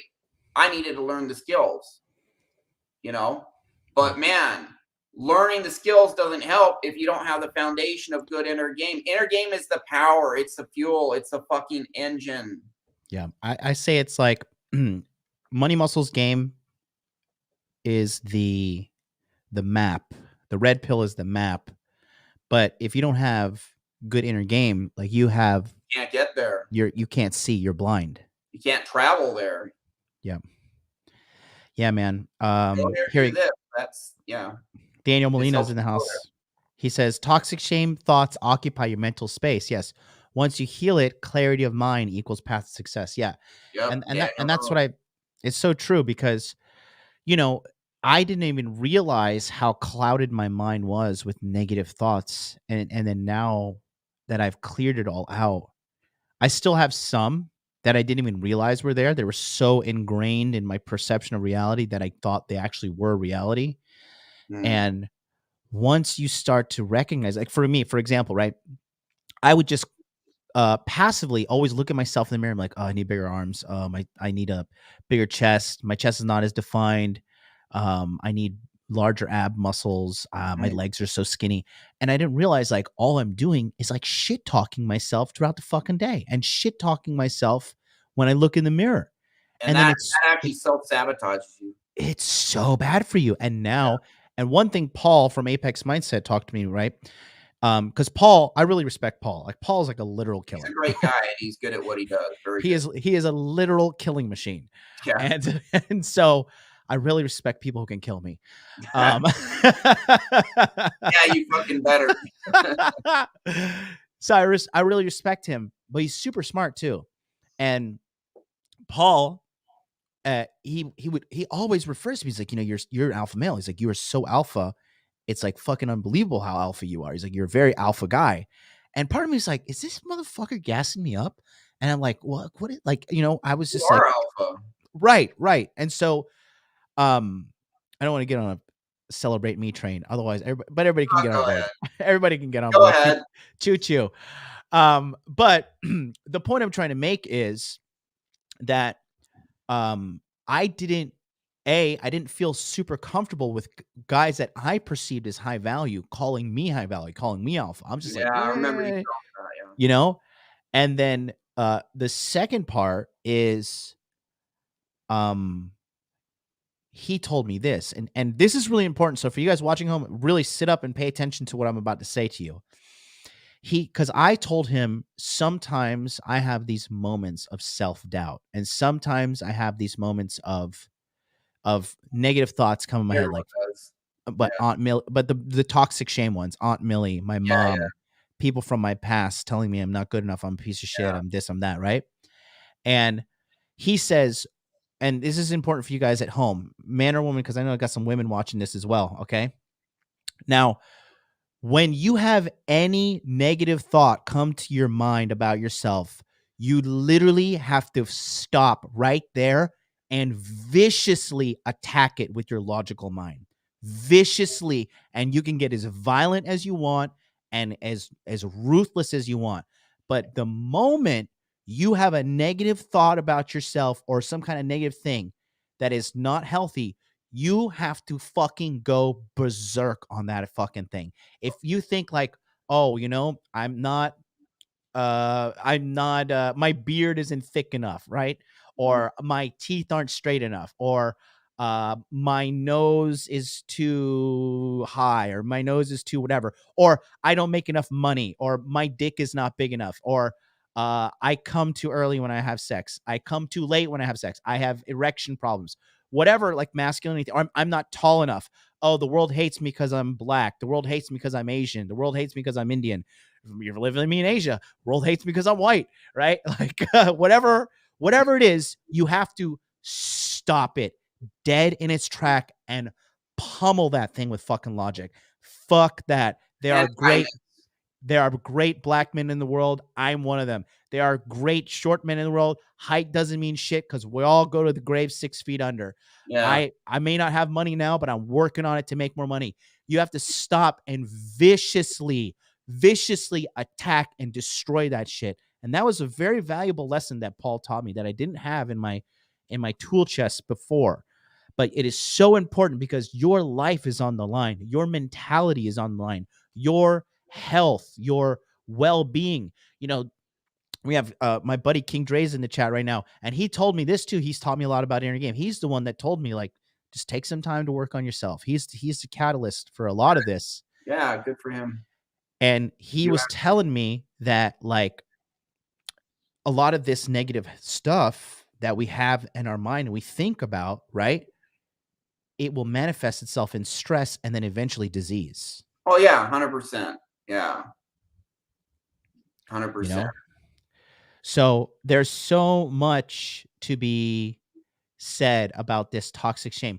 So let's talk about this. So let's go through our list real quick of what you said. There's 5 types of toxic shame. Let's talk about that real quick. So Yeah, people, I can't sit forever, by the way, just because of my back. Just FYI. But okay, how much I time you can got go in you? another 20 minutes. 20 minutes, that's fine. Yeah, it's starting to hurt. Let's pound through it. So the 5 types of toxic shame for guys at home, they can listen to this list and think about themselves and ask themselves, am I suffering with bad mental problems, mental game, mental stuff going on? What would you say? So I'll tell you about my process. So first, you want to write down what you're struggling with. Yeah, well, let's name the 5 toxic shames Okay, so first. here's you. you trace what you're struggling with back to the 5. This is my process. So the 5 are 3 types of toxic shame. First is I'm not good enough in some form. It could be I'm bad, I'm evil, I'm sinful, or it could be I'm just a failure, I'm a loser, I'm worthless. It could be mild, or it could be moderate, it could be severe. It depends on the person. Some form of I'm not good enough, I'm not acceptable for who I am. Second one is I don't belong, I don't fit in. Um, I feel like I'm different from others. I feel like I'm not as good as others. Others won't accept me. What I see on the outside of others doesn't match my insides. And, in the current age of social media and people, constantly portraying themselves as something that they're not really, people being inauthentic, that exacerbates this. And we're seeing this in our modern society with, commercials and Instagram pictures and all that. But I don't fit in. I don't belong. I'm different. Misfit. The third type is I can't get what I want. Either I'm not allowed to have it, I'm not worthy of it, I don't deserve it, I'm not capable of getting it. So these are the 3 types. I'm not capable, of getting the type of woman I want, or I'm not capable of, making a lot of money. The poverty mindset. I'm not capable of making money. The fourth is resentment, rage, anger over injustice, abuse, betrayal, the unfairness of life. Could be angry or resentful at ourselves, not forgiving ourselves for our mistakes. Yeah. Anger at abusive parents, and you just feel anger and bitterness towards them, or anything else. Anger at, man, I got a raw deal in life. Yeah. You know? A lot of guys use their race as that. I'm Yeah, Indian, so I can never get a white blonde girl. I'm black, so the world just hates me. I'm Asian, so I'll never get girls because that's a Asians victim are always culture. what's that? That's a victim culture, or really just the whole woke culture. It's everything around me that's a problem. Everyone's oppressing me. It's like,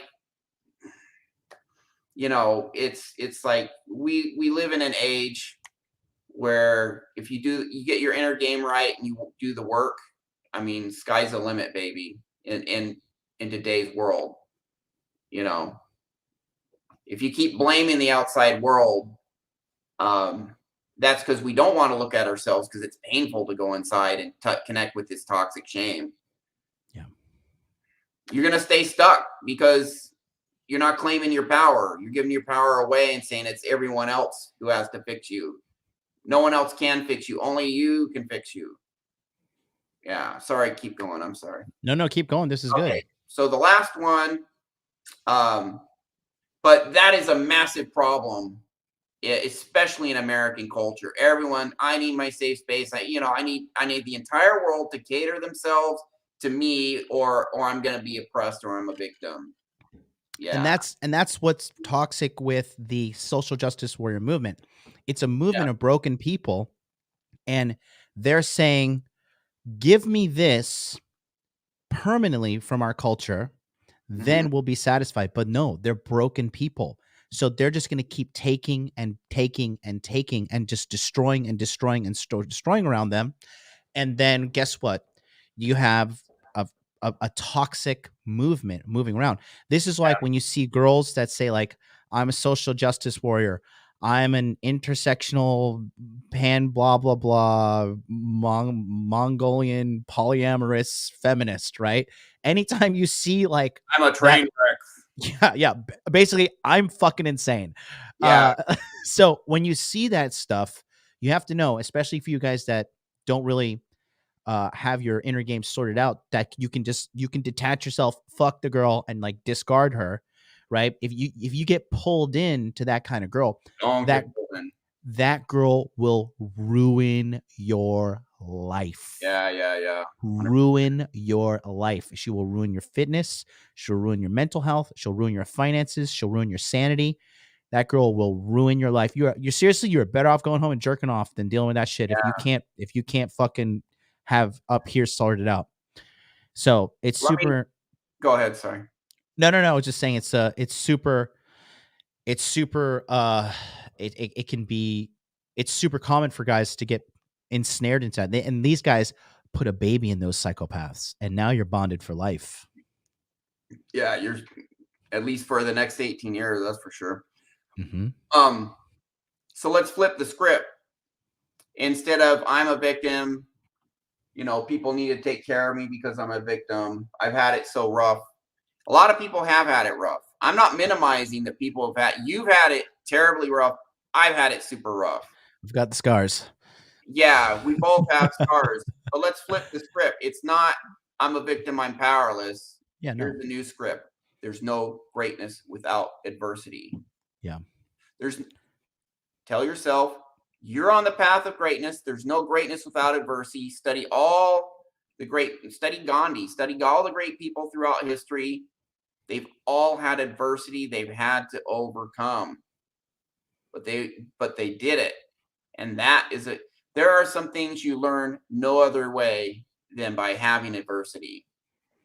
You learn how to be tough, resilient, patient, have compassion for others, empathy for others who struggle like you, because you struggle just like them.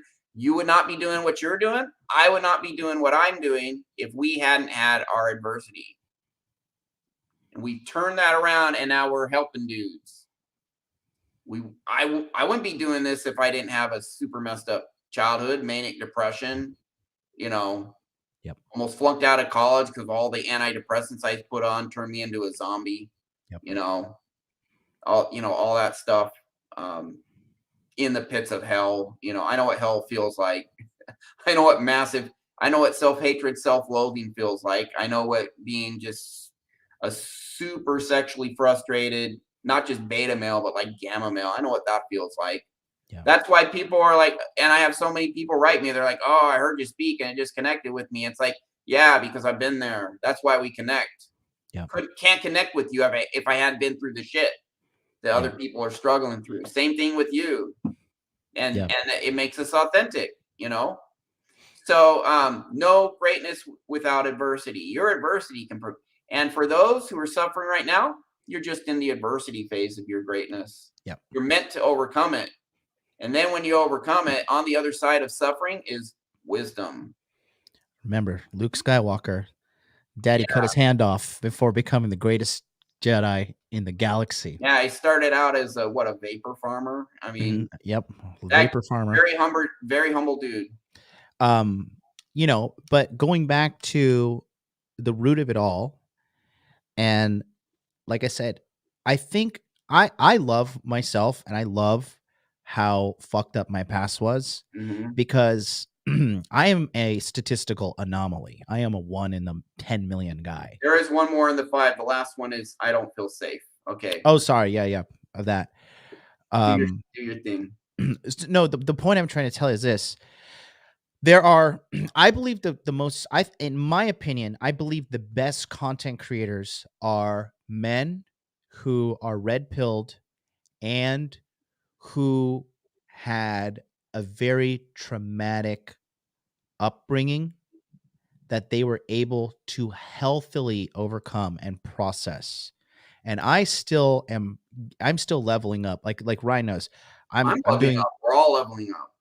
And I'm doing weekly sessions with him, and then I'm doing daily self-hypnosis sessions. Today I did 2 today, that are 45 minutes per session, and processing. Literally, I'm digging with a shovel, and I'm just pulling everything out of me. Every insecurity, every negative belief system, every emotional weakness, whatever, I'm just hammering away at it, because I know me and Ryan here, we are on the forefront of something huge, because I don't care what anybody says. If you do not have your mind right, no red pill, no game program, no approach anxiety course, no consultations, no body language mastery, nothing is going to help you other than fixing your inner game. Once you have the inner game fixed, it's like then your life blossoms, and it's unbelievable. It's unbelievable. Way happier, man. It's crazy how much this shit has changed my life. And it's crazy how many people need it. And it can God in heaven. happen. You can see results quickly. Yes. By the way, anyone who does sessions with me gets the self-hypnosis audios that Jonathan is talking about. So Right. So I, let's talk. I do a deep dive session, and then I set you up to do as much work on your own as I can to keep improving. Right. Let's transition to this as we close out. Let's talk about your services and how you heal people, because that's what I'm all about here. That, you know why body language mastery is so successful? Because it teaches guys permanently how to read a woman's body language and understand, is this woman sexually interested in me or not? And then you clearly have the solution for the rest of your life. Yeah. That's why the course helped me make $1 million plus. Yeah. We do solutions in the Masculine Empowerment Network. I am the guy that makes solution. I do not want to give you a Band-Aid. I do not want to give you a pill that you're going to have to come back next month, okay? I don't sell fucking booster shots over here. I cure you, okay? And that's what Ryan does too. So Ryan, would you like to explain your methodology, your services, as well as the self-hypnosis and the maintenance required after? Yeah, sure. So I'm not the type of guy where it's like, hey, you come to me, let's meet for an hour and come back every week. When someone comes to me, you're the only session I have that day. I do deep dives. I am as comprehensive as I can be, as thorough as I can be. My goal is permanent, substantial, noticeable benefit for you one session. Most of the time, more than 90% of the time, I achieve that goal. But it could be a 4 to 5 hour deep dive. We spend some time talking, figuring out, what do you struggle with? We're going to analyze it. Not only that, we're going to get you to understand why you struggle, get to the root cause, get you some clarity, but also get connected to these subconscious programs, which are our subconscious communicates to us through feelings, intuition, and instinct. And so we're going to spend 2, sometimes 3 hours just talking and just figuring stuff out and just getting you connected and getting you to have some awareness about your inner world. And then we'll do a hypnotherapy session. My overall method is we're going to first get the bad stuff out, and then we're going to reprogram you and put good stuff in. And I've been talking about, I use a variety of methodologies, but it's hypnotherapy. When you're hypnotized, you are in a very relaxed state. You're going to remember the whole session. I'm going to be interacting with you when you're in hypnosis. I'm going to be asking you questions. You're going to answer. You're going to remember everything. I find these bad programs in you, and I not only get the trauma out, the painful feelings out, but we replace bad beliefs with good ones. So, for example, I've mentioned some bad beliefs and good beliefs. Victim mindset. I'm angry because the world's been so unfair to me, and maybe the world has been unfair to you. You can replace that with, there's no greatness without adversity. I'm on the path to greatness. Right. I have the power to overcome this. You could take, for example, if I fail, it means I'm a failure, I'm a loser, I'm no good. So we replace that with, I have massive value just for who I am. Failure does not affect my value. Failure is just practice. I'm only practicing. The people who succeed, and this is all true, the people who succeed the most fail the most because they try the most. Yes. Rejection also. Go ahead. Rejection also does not declare my value. If I'm rejected by a boss or a promotion or a woman or a proposal, whatever. That's right. And if someone doesn't see my value, that's their blindness. That's their problem. Just because they don't see my value doesn't mean I don't have it. But many people do see my value. And so I show my value proudly to them. I show the real authentic me, and many do see that value. And when they see me being authentic, confident, this is what I'm putting in people's minds in hypnosis, to the extent they need it. When people see me confidently, authentically showing my value, it reminds them that they can be authentic too, and that they have value too. So, that's an example, of some of the things. So, we're reprogramming belief systems, we're reprogramming mental models. We start with clearing trauma. If you're super angry, we got to resolve that anger, get that out of you. If you're feeling this toxic shame, feeling no good, we got to get that out of you on a deep core. Get that trauma out of you, that emotional trauma that is lodged in your subconscious. We clear that out, and then we put the good stuff in. And then I give you self-hypnosis audios with instructions. I instruct you on how to talk to yourself, how when you go throughout the day, if you be aware of any uncomfortable feelings that come up, any anxieties, hey, what's this? And create get some awareness and know how to counter it, know how to learn how to compliment yourself throughout the day instead of criticize yourself, because you're going to be more productive. I talk about the basics of, hey, our brain moves us towards pleasure, away from pain. And if you're saying this job is going to be so hard, it's going to suck, or man, if you have a self dialogue, man, if I mess, anytime you mess up something at work and you criticize yourself, you're causing yourself pain. Yeah. Your brain is designed to avoid pain. So by causing yourself pain, by criticizing yourself when you mess up a work task, your brain is now more hesitant to do that task, and that's why you procrastinate. It's a toxic shame in you, but what you tell yourself also has a big impact. So we attack this from all angles. You learn how to forgive yourself, be kind to yourself. When you do that, you are mitigating the pain that's associated with making mistakes. Result, you're less afraid to make mistakes, so you can move forward. Yes. And that is, there's a guy, Tom Bilyeu. He's worth $400 million. He was CEO of a $1 billion company, and he has. I recommend his channel. It's called Impact Theory. It's on YouTube. I remember a quote from him. He's like, "I'm not special. What I am is I'm willing to fall down, mess up, make mistakes, embarrass myself." Because the more I do that, the thing he points out, the wonderful thing about us humans is the more we do something, the better we get at it. So you do something, you fail, you do it again, you fail, you do it again, you fail, you get better and better. And then after a while, you start succeeding. So what Tom Bilyeu, this guy worth $400 million, is, I'm willing to embarrass myself. I'm willing to look like a failure. And he says, when other people are laughing at me, I'm laughing on the inside, saying, motherfucker, because I'm willing to do this, I'm going to win in the long run. So when you're being willing to try and fail is the key to massive success. So we get you to lose that fear of failure. Don't connect failing to your value, and that's what toxic shame is. If I fail, it means I'm a failure. I'm a failure because I failed. It's like, no, you failed. That doesn't mean you are a failure.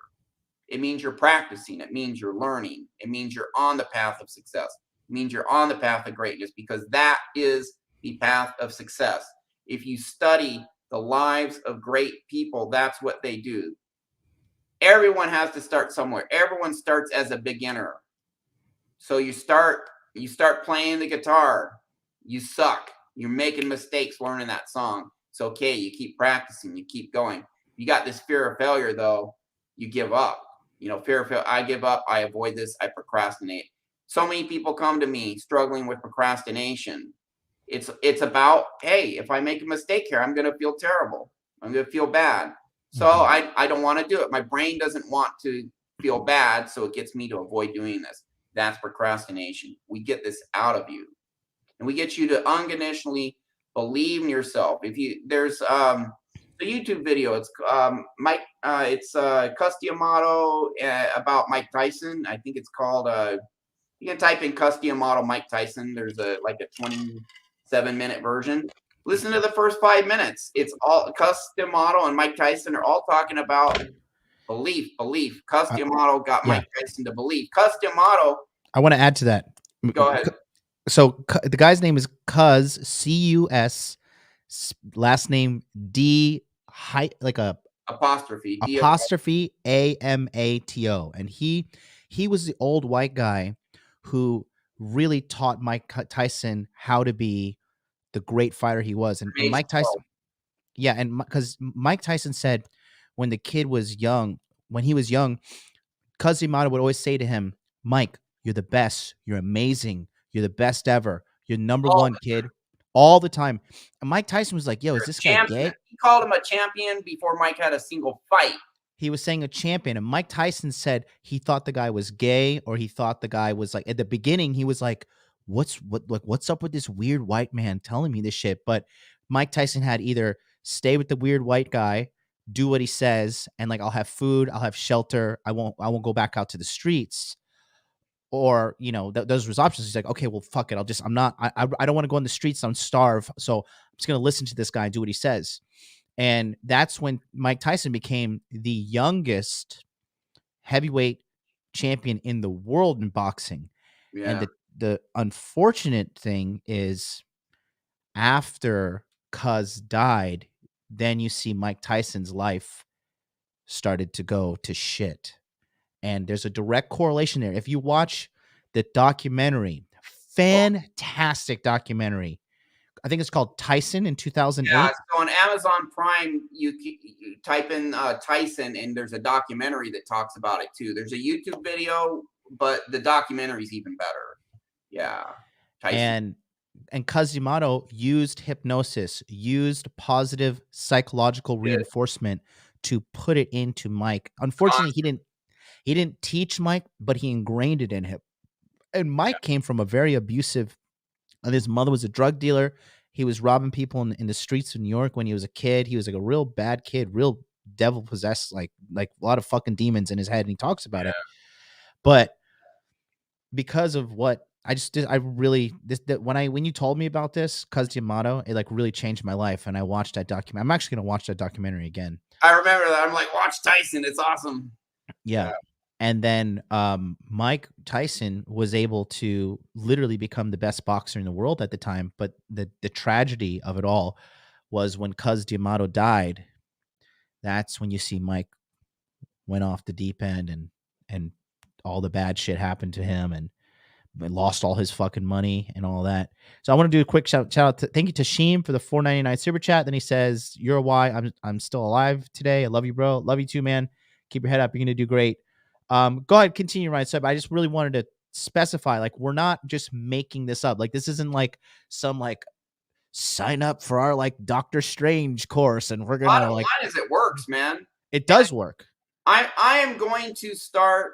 I haven't, like I said, I have 24 interviews. We played of people I've done sessions with, and they're talking about the results. I'm going to start putting them on my YouTube channel. Some of them we played on your show in Intergame July.